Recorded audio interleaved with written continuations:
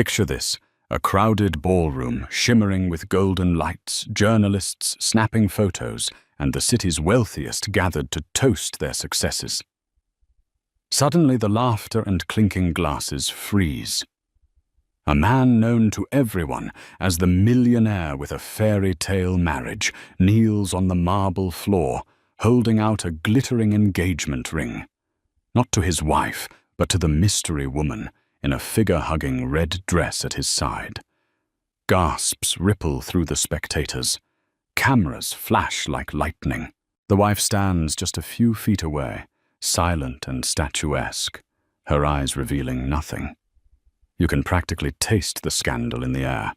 Prepare for heartbreak betrayal and a silence that speaks volumes. Ethan Caldwell was a self-made man.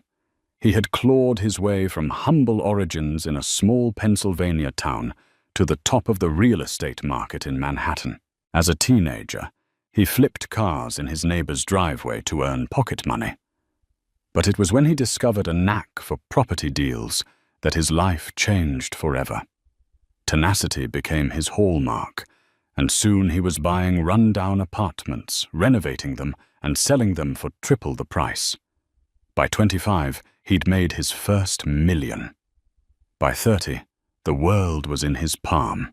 His wife, Rebecca Caldwell née Harrington, was the daughter of a prominent judge, James Harrington, known throughout the Northeastern Circuit for his integrity. Ethan's in-laws had been wary of the brash, ambitious young man courting their daughter, but Rebecca herself was mesmerized by his drive, his burning desire to conquer every obstacle in his path. She was a gentle soul, a classical pianist with refined tastes. He was the unstoppable entrepreneur who felt equally at home in a boardroom or a seedy construction site. Opposites, but they attracted like magnets, forging a romance that took high society by storm. Their wedding was legendary, held at the Harrington estate, with white doves released at sunrise and a fireworks display at sunset.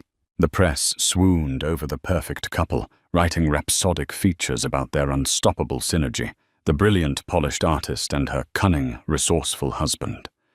In interviews, Ethan credited his success to his wife's unwavering support. She smiled shyly from behind him, her eyes filled with an abiding love that made it easy for the public to believe they were soulmates. Over time, Ethan's empire ballooned. He founded Caldwell International Group, branching beyond real estate into shipping logistics and even tech startups. Luxury offices in Midtown Manhattan became his command center, frequented by investors, board members, and the occasional celebrity friend.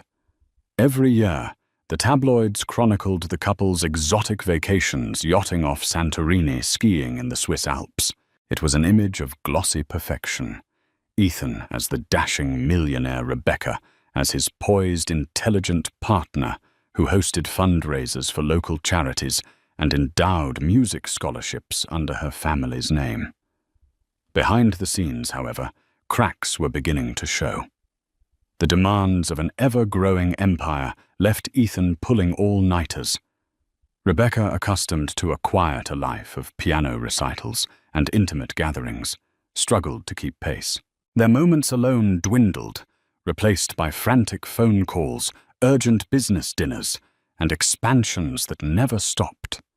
She would pass him in the hallway of their penthouse with a gentle smile, but there was always a line etched into his brow, a permanent frown, blossoming whenever he glanced at his phone.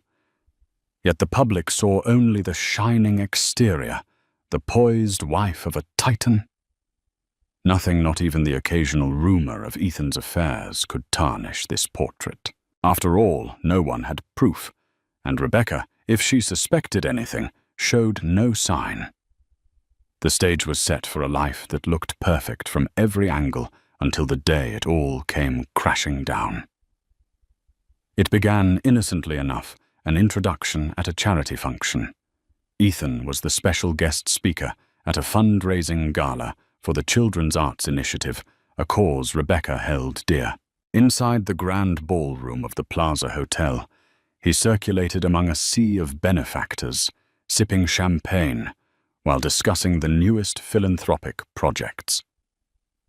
That was when he first spotted Lauren Smith, a stylish marketing consultant who'd recently joined Caldwell International as a brand strategist.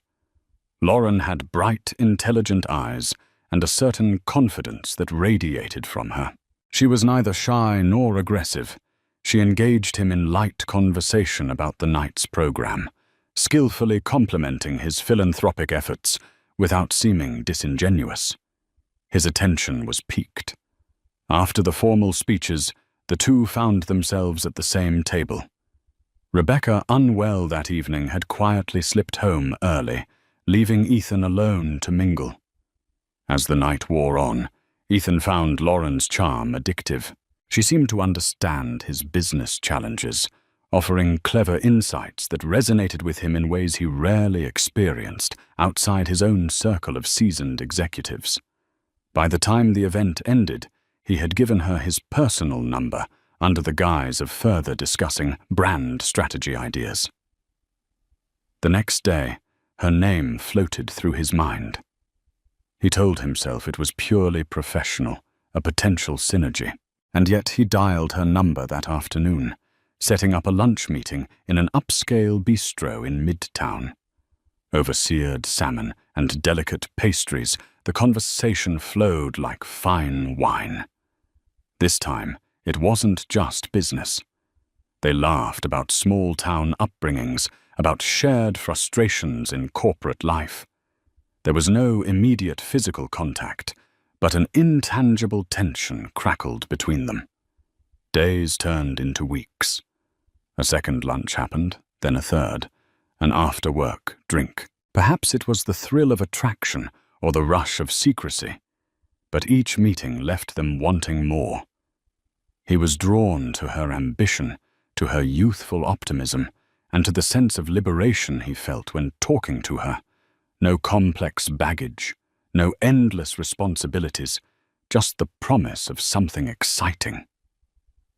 Meanwhile, Rebecca remained in the background, consumed by rehearsals for an upcoming piano concerto. She spent hours practicing in their soundproof music room, preparing for a solo performance at Carnegie Hall. In the evenings, Ethan would claim late-night business meetings or urgent calls with investors, while Lauren discreetly joined him at exclusive lounges far from the paparazzi's lens. A pattern had formed, as dangerous affairs often do.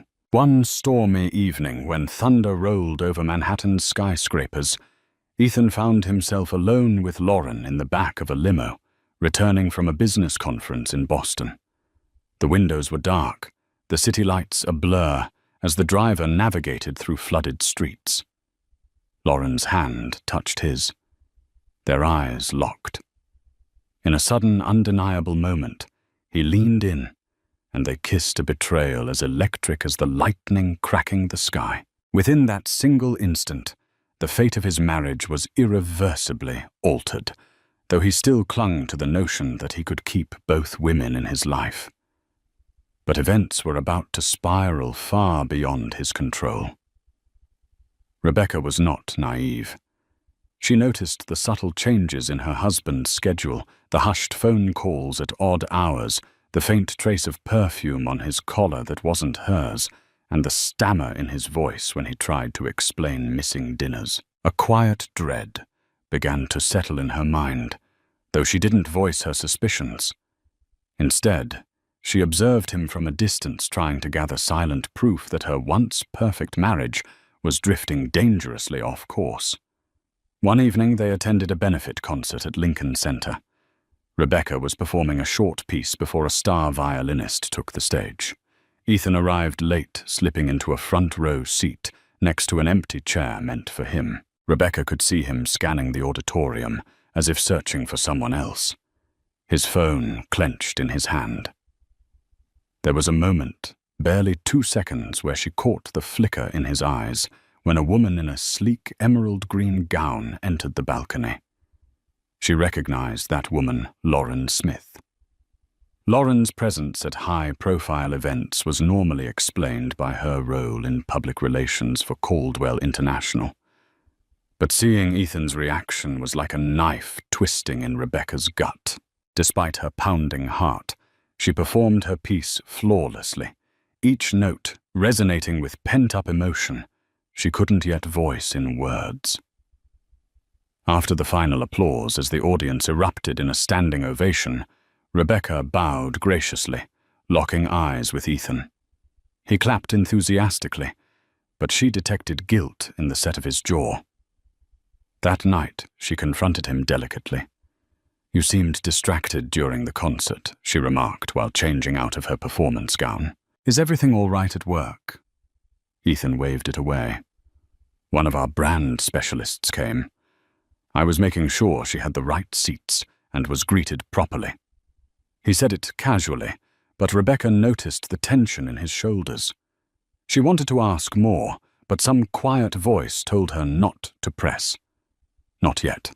Behind the scenes, the seeds of suspicion grew stronger each time Ethan left the penthouse for a meeting past midnight, or when he disappeared for entire weekends under the excuse of out-of-town site inspections. Rebecca began confiding in her closest friend, Cynthia Perez, an art dealer who had known her since college. Cynthia, quick-witted and protective, advised her to gather evidence before jumping to conclusions. "Don't let your heart lead you," Cynthia cautioned gently. "If he's crossing a line, you need to be sure before you confront him." Determined to maintain her dignity, Rebecca hired a private investigator named Mark Logan, a quiet, grey-haired man with a reputation for discretion. Through hushed phone calls in the middle of the day, she arranged for Mark to trail Ethan, to take photos to note every rendezvous.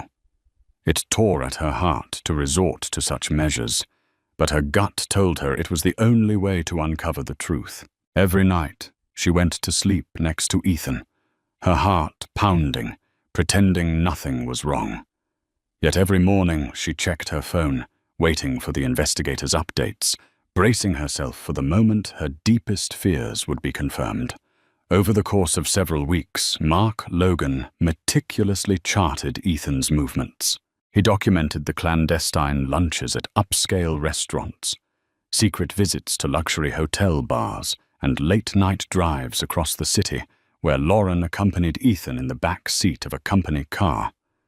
The evidence was damning photos of the two holding hands, stolen kisses on a street corner. Lauren's figure slipping into Ethan's penthouse when Rebecca was out of town for a performance. When Mark presented the findings, Rebecca's heart sank. The color drained from her face, and her usually steady pianist's hands trembled. Each photograph was a bullet of truth hitting her chest. In one particularly incriminating image, Ethan and Lauren stood in front of the Caldwell International building, an intimate moment frozen in time. He touched her cheek gently, a gesture Rebecca had once believed was reserved only for her. Despite the heartbreak, she forced herself to examine every piece of evidence carefully to steel herself for what was to come. She asked Mark to keep his investigation silent for now, not to confront Ethan or leak information to the media. She needed time to think, time to decide her next move. Mark, ever the professional, agreed with a solemn nod. During this emotional storm, she confided in only two people: Cynthia Perez and her younger sister, Erin Harrington, who flew in from Boston the moment she sensed trouble. Erin was fiery, a stark contrast to Rebecca's composed demeanor. "This is outrageous," Erin shouted, pacing the penthouse living room. "You can't let him get away with this. You need to leave him or confront him or something." Rebecca remained silent, gazing out at the glittering Manhattan skyline. A swirl of conflicting emotions churned in her chest: anger, sadness, betrayal, and strangely enough, a lingering love for the man who had once been her world. "It's not that simple," she murmured, tears brimming in her eyes. "You're worth more than this." Cynthia added softly, placing a supportive hand on Rebecca's shoulder. Whatever you decide, we'll stand by you. Just know you have options. In the days that followed, Rebecca hovered in a state of suspended animation. She went through her daily routines: piano practice, philanthropic commitments, public appearances at charity galas, wearing her mask of composure as though nothing had changed. Yet inside she was crumbling, each beat of her heart weighed down by the knowledge of Ethan's betrayal. Across town, Ethan and Lauren continued their affair, oblivious to how close they were to being exposed. They had grown bolder, longer weekends out of the city public dinners at exclusive restaurants, secret smiles in the hallways at Caldwell International. They believed they were shielded by their discretion. They underestimated the quiet vigilance of a wife who now knew more than she let on. In a cruel twist of irony, the tabloids still hailed Ethan and Rebecca as a power couple, praising their philanthropic work and glamorizing their seemingly perfect marriage.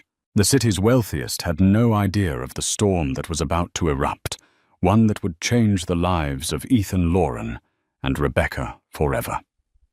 One crisp autumn evening, Rebecca decided to attend a Caldwell International corporate function unannounced. She had been invited, of course. It was a gala, celebrating the launch of a new luxury condominium project near Central Park, but typically, she let Ethan handle these business affairs on his own. This time, she wanted to see the dynamics firsthand, to observe Ethan and Lauren in the same room. Dressed in a sapphire gown that accentuated her graceful figure, Rebecca entered the opulent ballroom. The decor was magnificent crystal chandeliers, towering flower arrangements, and waiters carrying trays of champagne. Although she was well known among the attendees, few expected to see her here tonight. Curious glances trailed her as she made her way to the center of the room. Ethan was speaking with a cluster of investors when he saw her. A flash of panic appeared in his eyes, quickly replaced by a broad, practiced smile. He excused himself and wove through the crowd to greet her with a polite kiss on the cheek. "You look stunning," he said, his tone carefully measured. "Thank you," she replied softly. She noticed how he didn't quite meet her gaze. She noticed, too, that Lauren was across the room, speaking with a group of board members. Their eyes flickered toward each other, an invisible connection that Rebecca could almost feel pulsing through the crowd. Throughout the evening, Rebecca maintained a regal composure. She chatted cordially with colleagues, accepted compliments with a graceful nod, and kept her distance from Lauren. Yet each time she passed near Ethan, she sensed his tension. He was careful not to let his gaze linger too long on Lauren, but the underlying current was unmistakable. There was more between them than business. Near the end of the event, she spotted a moment when Ethan and Lauren slipped out onto a balcony, presumably to discuss something privately. Rebecca waited a full 10 minutes before she too stepped outside. Arms crossed against the chilly air. The sight that greeted her was a dagger to the heart. Ethan had his hand on Lauren's waist, leaning in close. Though they weren't kissing, their intimacy was undeniable. Their heads snapped around as she cleared her throat. Lauren quickly stepped away, a flush staining her cheeks. Ethan tried to recover, adjusting his collar nervously. "Rebecca," he said. Forcing a bright tone, "Lauren was just showing me some new marketing concepts for the condominiums. We needed a quieter spot to talk." Rebecca's eyes flicked from Ethan to Lauren. She felt an urge to erupt, to hurl accusations at them, but she remembered the promise she'd made to herself to remain composed, to choose her moment carefully. So she simply offered a thin smile. "Of course," she replied. "Don't let me interrupt." Then she turned on her heel and walked away, leaving them both in stunned silence. Behind her, the city lights of Manhattan glowed with a deceptive warmth. Inside, her world was fracturing, the tension steadily rising toward the breaking point. And for the first time since this nightmare began, Rebecca felt a new emotion stirring beneath the pain, an icy resolve to face what she now knew without question. Rumors of Ethan's closeness to a mysterious woman had started circulating among Manhattan's elite. Whispers at social clubs, sly remarks among corporate circles, though no one dared confront him publicly. After all, Ethan Caldwell was a man of influence, and the benefits of staying on his good side far outweighed the risk of provoking him. Yet the gossip grew, and somehow Lauren reveled in the illicit attention. Perhaps it was the thrill of stepping out of the shadows, or maybe she was blinded by the promise of being part of Ethan's glamorous world. Eventually, Ethan made a decision that would change everything. Tired of secrecy, emboldened by his love for Lauren, call it foolishness or arrogance, he decided to propose in the most public, extravagant manner possible. He was convinced that once he announced his intentions, the narrative would shift in his favor. In his mind, wealth and power could rewrite any scandal. He believed that if he went big, the public might applaud his boldness rather than condemn his betrayal. It was a crisp winter evening at the Metropolitan Club, a venue notorious for hosting some of the city's most prestigious galas. The event was a charity auction for children's education, a cause Ethan had supported for years. Rebecca attended as part of her philanthropic commitments, though her mind was miles away, still wrestling with the heartbreak at home. Just as the auctioneer concluded the final bid, Ethan stepped forward. Clutching the microphone, he cleared his throat. His heart hammered, but adrenaline spurred him on. "Ladies and gentlemen," he said, voice echoing across the gilded hall, "I want to thank you all for your generosity tonight. This cause, children's education, is incredibly dear to me." Applause filled the space. Rebecca, standing near the back, watched him with narrowed eyes, unsure what was happening. Then, to her horror, Ethan beckoned Lauren to join him on stage. In a fitted red gown, she glided up the steps, her face glowing with anticipation. The crowd murmured in confusion. No one had introduced her. Ethan took Lauren's hand. "I've been blessed in many ways," he began, "but none so profoundly as finding someone who truly understands me, who shares my passions and my dreams. Tonight I want to share that blessing with all of you because I intend to ask this incredible woman to be my wife." A collective gasp rippled through the audience. Cameras flashed and the world seemed to tilt on its axis. Rebecca's blood turned to ice, her breath caught in her throat. She was too far away to move, too stunned to do anything but stare in disbelief. She felt pinned in place, the entire room spinning around her. On stage, Ethan dropped to one knee, extending a velvet box. Inside was a ring so large it dazzled under the chandeliers, a dramatic symbol of his wealth and his disregard for the vows he'd already exchanged. Lauren's hands flew to her mouth in mock surprise, her eyes brimming with tears of triumph. "Yes," she whispered into the microphone voice, trembling. "Yes, of course, I'll marry you." The applause that followed was hesitant, confused. People exchanged uncertain glances. Half the room was too stunned to react, the other half too polite not to clap. At the back, Rebecca felt her heart shatter into a million pieces, yet she uttered not a single word. She turned and walked out of the venue, leaving behind a storm of flashes, gasps, and murmurs. And in the silence of her exit, she made the single most pivotal choice of her life, to remain completely, resolutely silent. The morning after the proposal, Manhattan was abuzz with scandal. Social media exploded with clips of Ethan on one knee, ring in hand, proposing to a woman who was not his wife. Paparazzi camped outside the Caldwell penthouse, eager to snap photos of Rebecca's reaction. But Rebecca never emerged. She stayed within the sanctuary of the upper floors, curtains drawn, phone switched off. She would not answer the door nor give a statement. The city had never witnessed such a shocking turn of events, and the wife's silence became the story's most compelling mystery. Inside the penthouse, Rebecca walked through marble-tiled corridors as though in a dream. She half expected Ethan to burst in and demand an explanation for her leaving the gala. But he did not. He was too busy with damage control spinning half-truths in business meetings, and to the media claiming his marriage to Rebecca had been over for some time, that the proposal was merely a formality of a new chapter. More interviews were requested, more tabloids thirsted for juicy details. Yet from Rebecca, there was nothing.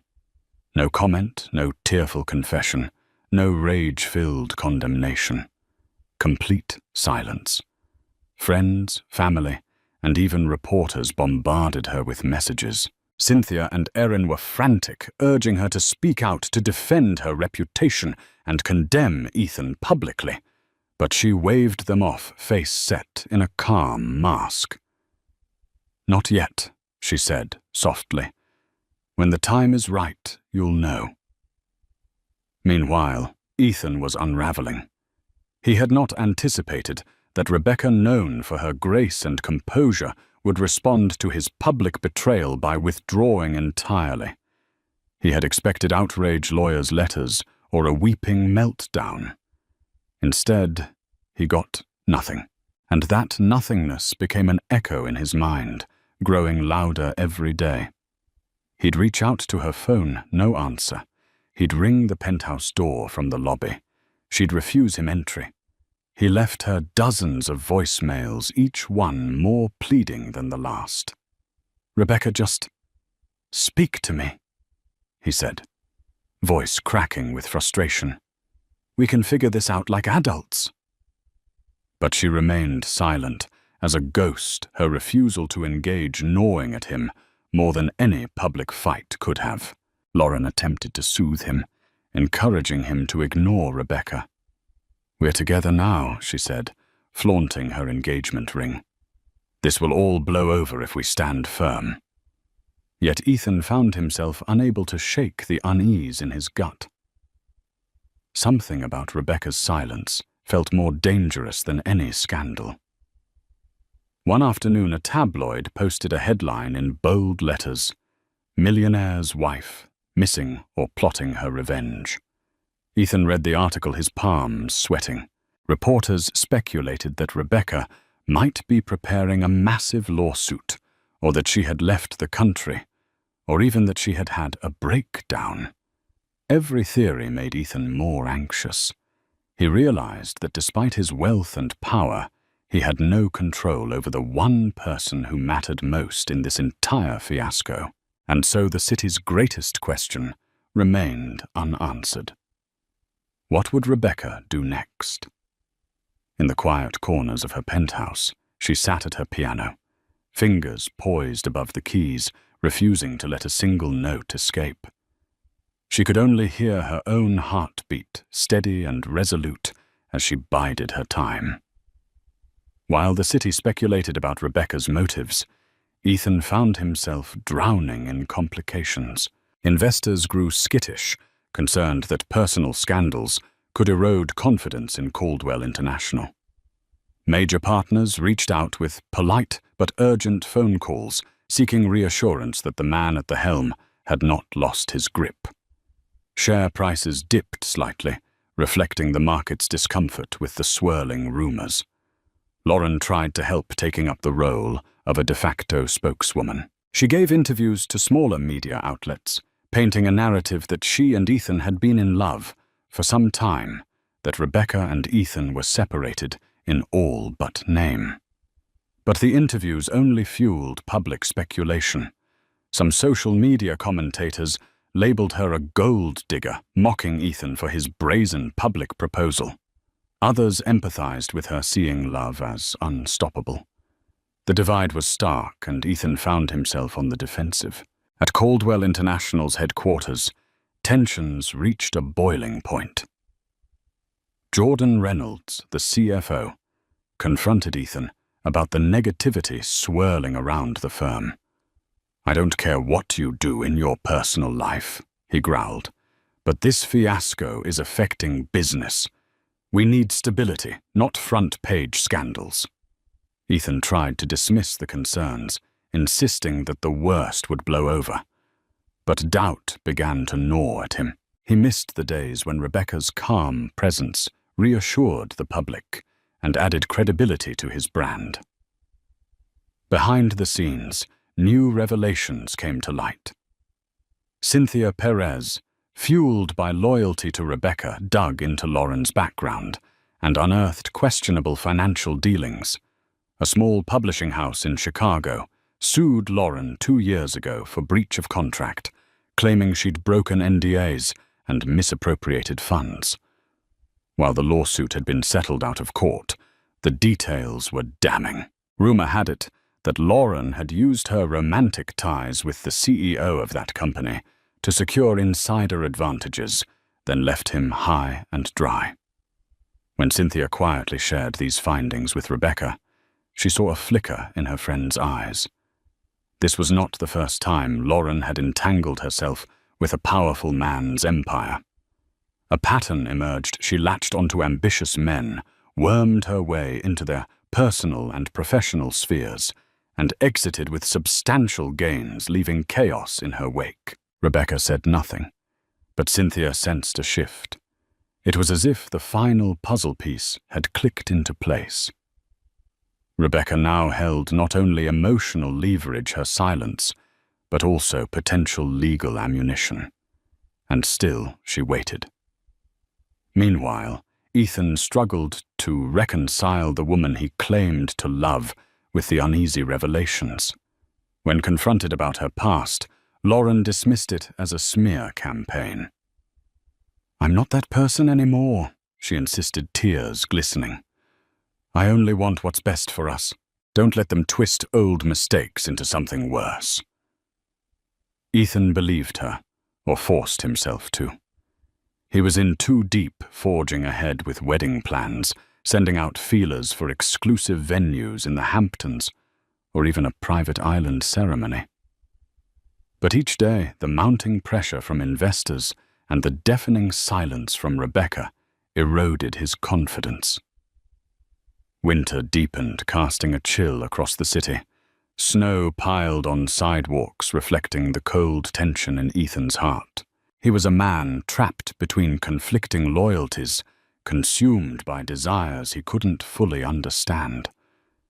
And through it all, Rebecca held her composure, waiting for the right moment to strike.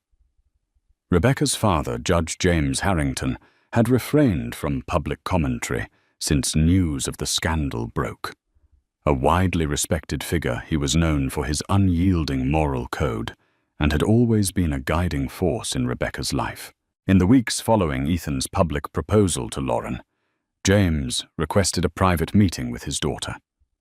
In a small study at the Harrington estate, father and daughter sat across from each other. The room smelled of old books and polished wood, the walls lined with law tomes and framed photographs of James's judicial milestones.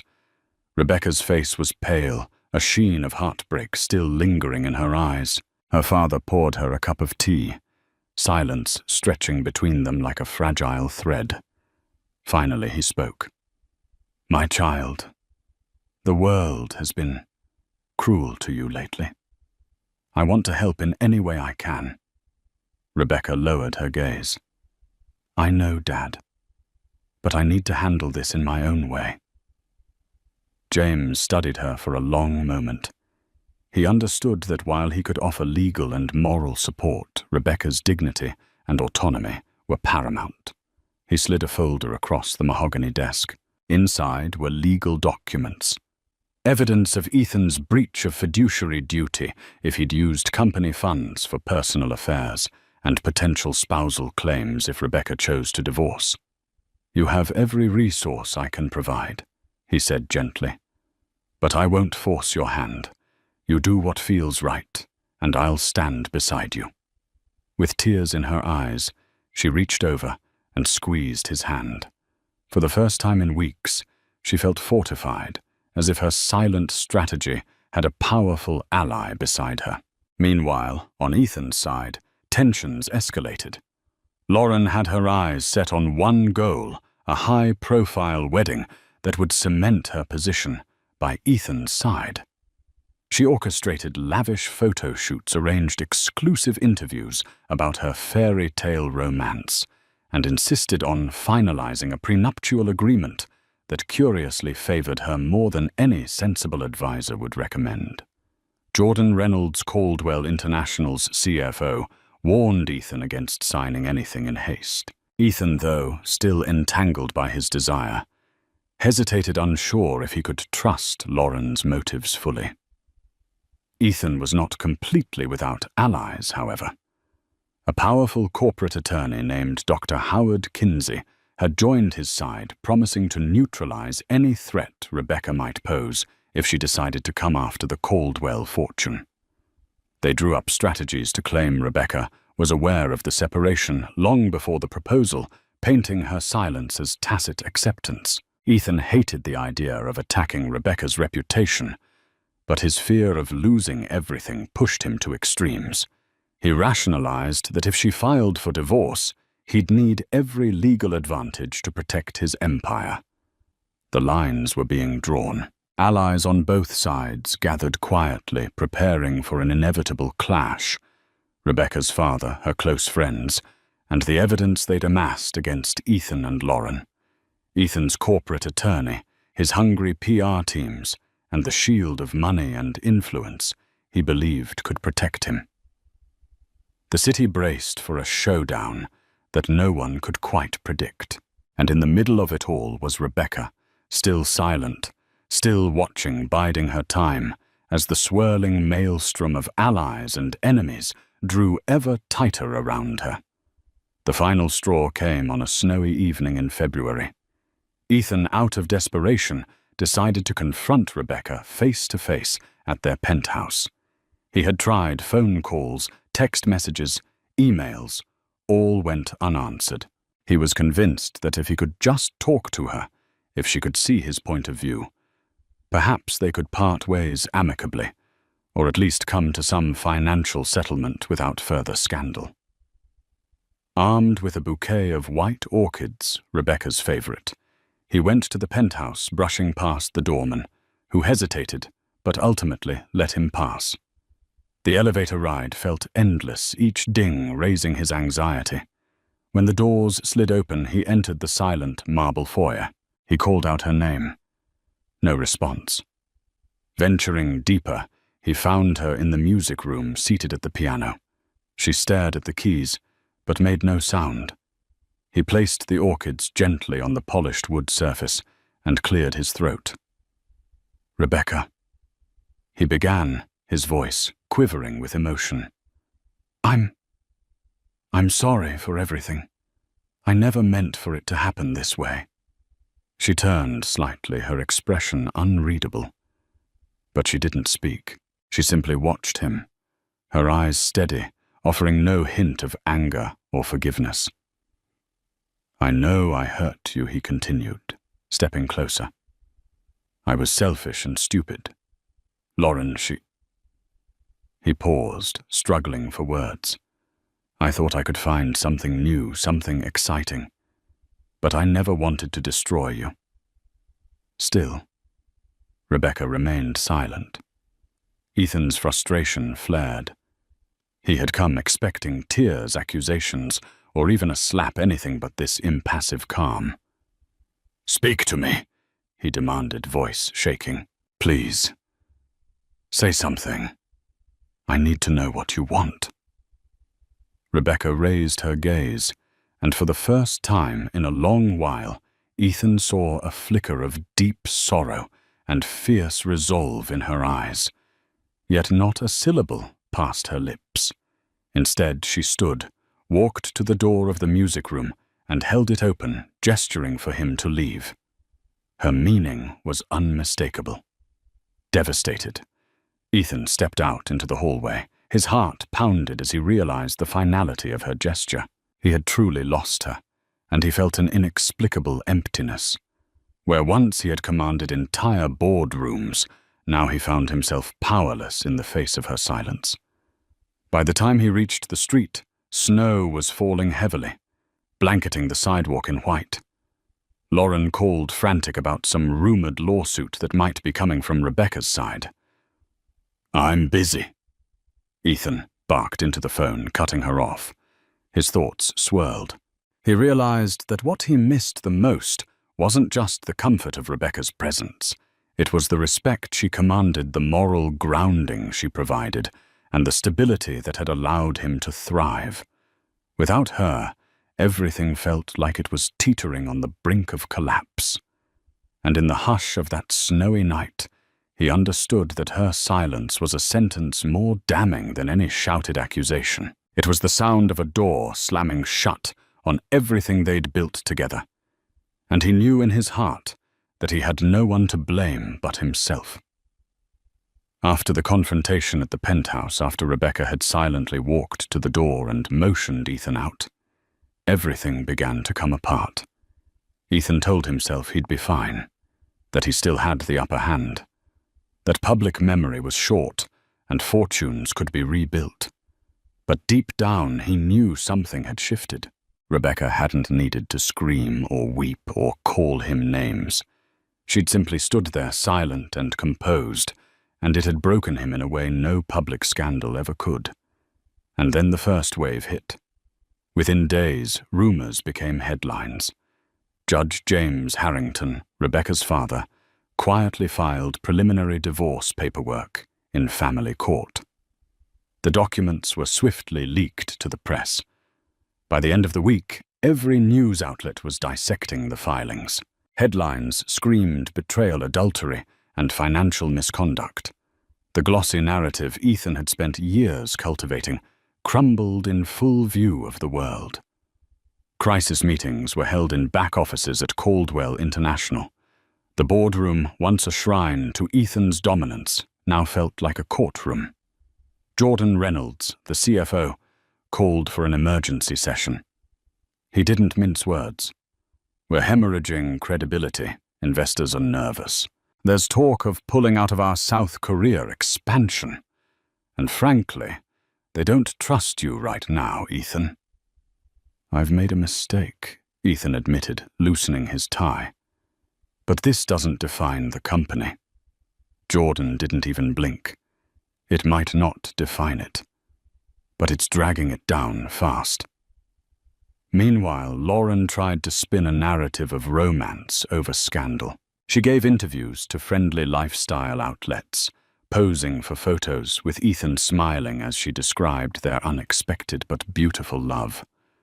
But the public wasn't buying it. Her engagement ring, a gleaming symbol of Ethan's betrayal, became a lightning rod for online mockery. Social media turned savage.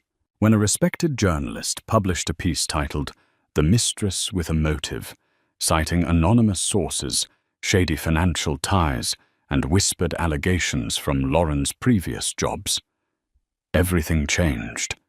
Investors began pulling back. Event sponsors cut ties. Even Ethan's high society allies stopped returning calls. Back in the Harrington family's circle, the counteroffensive was being quietly orchestrated. Cynthia Perez had handed over the evidence from the private investigator to Rebecca's legal team. Erin, Rebecca's sister, contacted a friend at a major newspaper, feeding them just enough to raise questions without exposing everything at once. And Rebecca, she still hadn't said a word publicly. She moved through her days like a shadow queen. She resumed teaching masterclasses at the conservatory, smiling gently to students, her fingers fluid on the keys. She hosted a donor luncheon for the Children's Arts Initiative, calmly answering questions about the future of the foundation, never once mentioning the scandal playing out in real time. When asked by a particularly bold reporter if she had a response to her husband's public proposal, Rebecca offered the smallest smile. "No comment," she said softly, then turned away. It drove Ethan mad. He had prepared for anger, for screaming, even for legal threats. But not this cold, surgical refusal to engage. Her silence was louder than his press conferences, more powerful than any of Lauren's Instagram apologies. It wasn't long before things inside Caldwell International began to fracture further. Whispers spread that the board was preparing for an internal vote, that if Ethan couldn't control the narrative, he would be temporarily removed as CEO. And then came the article. The investigative expose dropped like a bomb, a deep dive into Lauren's history, her fast climb through corporate ranks, her lawsuits and her tendency to attach herself to powerful men. One paragraph stood out. Sources allege that Ms. Smith used her influence to manipulate internal decisions at Caldwell International, securing lucrative contracts tied to companies linked to her personal accounts. Ethan's phone exploded. Calls from lawyers, from investors, from his PR team, from Lauren crying, screaming, asking what they were going to do. He had no answer. Lauren begged him to make a public statement denying the claims. "We need to show unity," she insisted, "that I'm not some opportunist." But Ethan couldn't even look her in the eyes. Days later, the board called the vote. Jordan Reynolds emerged as interim CEO. Ethan was asked politely but firmly to take a leave of absence until the storm passed. He signed the papers in a haze. Lauren tried to rally him, suggesting they hold a private engagement party or book an exclusive retreat in Tuscany. "This will blow over," she kept repeating. "You're still Ethan Caldwell." But for the first time in his life, Ethan didn't feel like Ethan Caldwell. He felt like a hollow version of the man he'd once been. He missed the stability he'd taken for granted. The calming voice that used to talk him off ledges. The woman who had shown him grace, not just in public, but in the quiet of their home. Rebecca. And the worst part. He had no way back to her. Her legal team was moving swiftly now. Motions were filed, court dates assigned. And through it all, she had spoken no more than a few carefully chosen words. Every time a reporter caught her on the street, she walked past with dignified silence. Until finally, she gave one quote. Outside the courtroom, with cameras flashing and microphones thrust into her face, Rebecca stopped just long enough to say, "I only seek what is fair. The rest will take care of itself." It was all she needed to say. The public leaned harder in her favor. Op-eds praised her restraint. Women across the city lauded her dignity. Even Ethan's own mother, who hadn't spoken to Rebecca in months, reached out to her privately and apologized for what her son had done. Back in the penthouse, the one he now occupied alone. Ethan sat by the window and watched the snow fall. He thought of the piano room of Rebecca sitting there with her hands hovering over the keys, refusing to play a single note until she was ready. She had waited. She had endured. And now, as he watched his reputation unravel stitch by stitch, Ethan finally understood. She hadn't just waited for revenge. She'd waited for the moment when silence would become her justice, and it had arrived. The wind was sharp that Monday morning, slicing between the stone columns of the family courthouse in downtown Manhattan. Reporters huddled with steaming coffee cups, their breath visible in the chill. Camera crews jockeyed for position near the steps. It wasn't every day a courtroom drama involved New York's elite, and certainly not one this sensational. All eyes turned when Ethan Caldwell arrived. Clad in a tailored navy suit, he exited a black SUV with his high-powered attorney, Dr. Howard Kinsey, at his side. His face, usually composed, betrayed hints of tension. Despite weeks of media training, there was no way to fully prepare for this moment, being sued by the wife he'd so publicly betrayed. Flashbulbs exploded. "Mr. Caldwell." "Any comment on today's hearing?" someone shouted. Ethan said nothing. Inside the building on the opposite side of the security checkpoint, Rebecca Harrington, no longer Caldwell, walked quietly down the hall. She wore a long black wool coat over a simple yet elegant dress, her dark hair pulled into a low chignon. Flanked by her father, Judge James Harrington, and her attorney, she moved like a queen, stepping onto her battlefield, not with fanfare, but with quiet command. She didn't look for Ethan. She didn't need to. Her silence, even here, was her strongest weapon. The courtroom buzzed as Judge Olivia Bertrand took her seat, a no-nonsense, sharp-eyed woman known across the state for her impartiality and disdain for theatrics. The gavel fell. "Let's proceed." Ethan's legal team moved quickly, attempting to frame the separation as long-standing and amicable.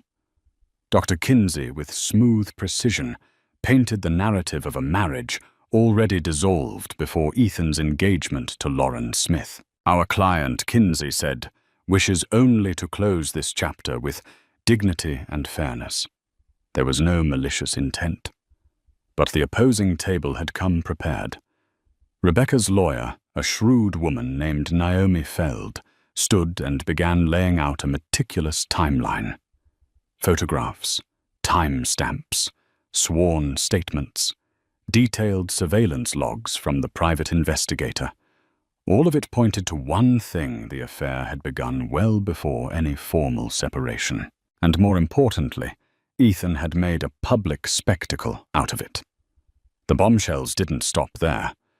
They introduced financial documents showing questionable transfers from Caldwell International accounts to cover private trips with Lauren, receipts from luxury hotels, flights billed under consulting expenses.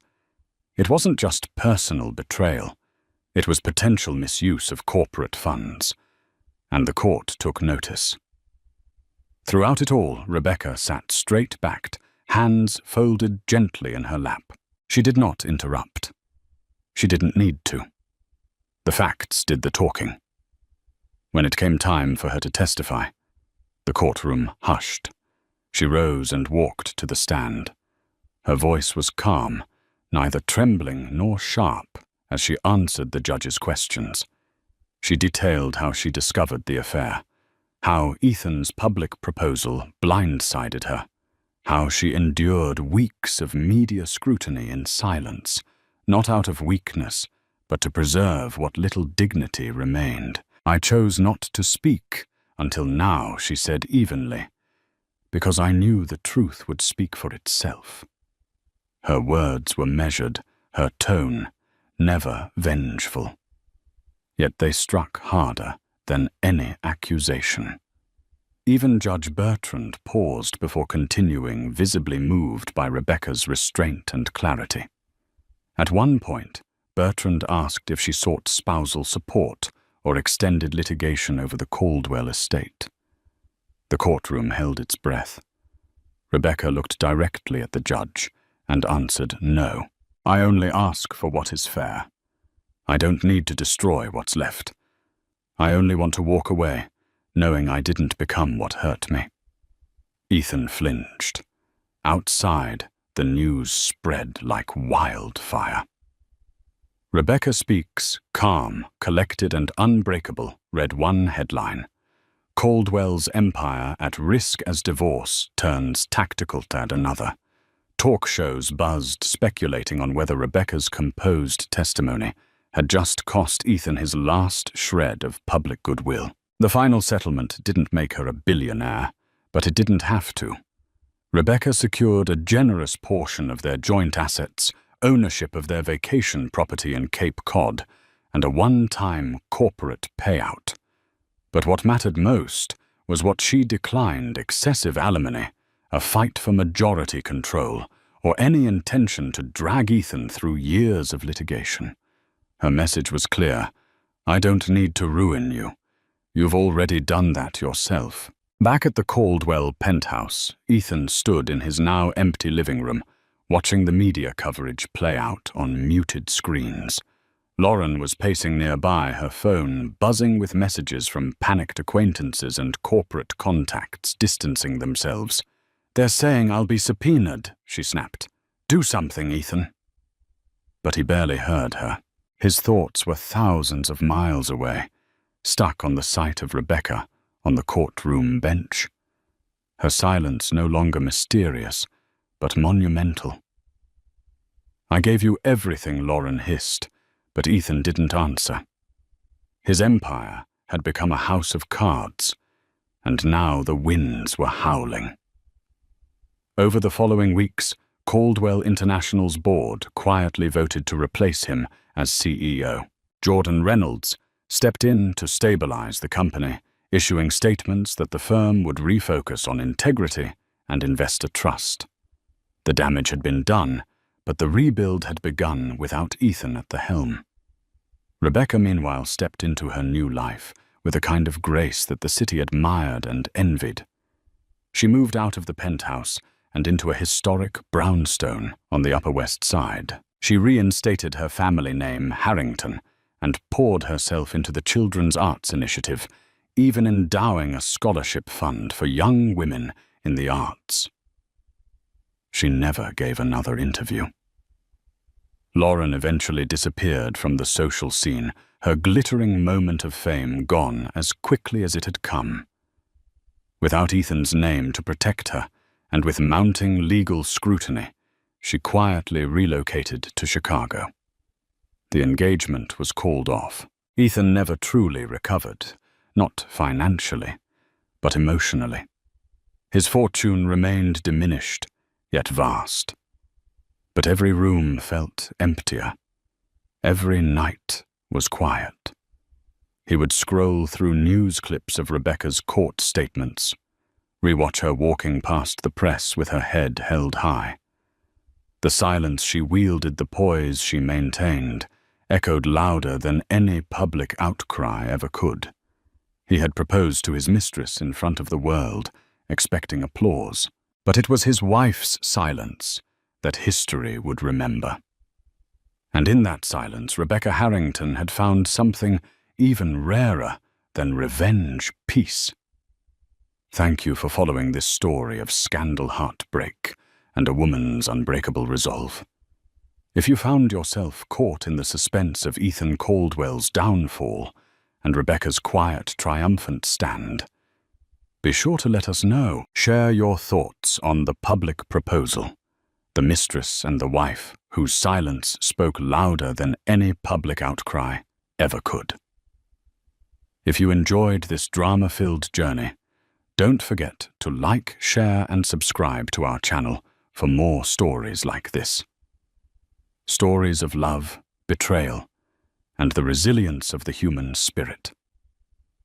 Your support keeps us going, fueling our dedication to bring you more captivating tales.